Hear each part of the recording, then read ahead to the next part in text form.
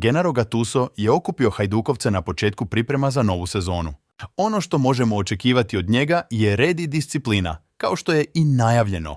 Evo kako je u prošlosti surađivao sa svojim pomoćnicima, tako da sigurno možemo očekivati čvrstu ruku.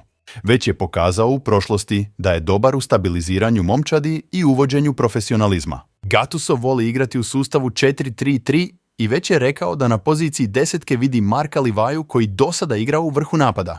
Kod izgradnje igre voli da mu stoperi dodaju loptu vrataru i tako i njega uključuju u igru. Evo primjera iz Napolija gdje bi se dva stopera spustila nisko otvarajući opcije golmanu. Bekovi ne bi išli visoko gore da bi što više razvukao protivničku momčad. Još jedna taktika u iznošenju lopte je da dva centralna veza dolaze na rub 16-terca i vidimo da Napoli već ima 4-2. Kako momčad napreduje dalje u protivničku polovicu, Gattuso ne voli da oba krila stoje široko. Evo možemo vidjeti kako lijevo krilo se uvlači u sredinu, dok desno krilo pokušava ostati što šire. To onda gura lijevog beka duboko. U fazi obrane ne voli pritisak na protivnika, već potiče igrače da zauzmu defenzivnu formaciju koju je onda kasnije teško probiti.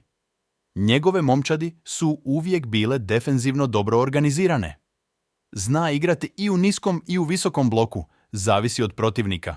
Evo ovdje vidimo primjer niskog bloka gdje igrači čuvaju središnje prostore, ograničavajući prostore između linija.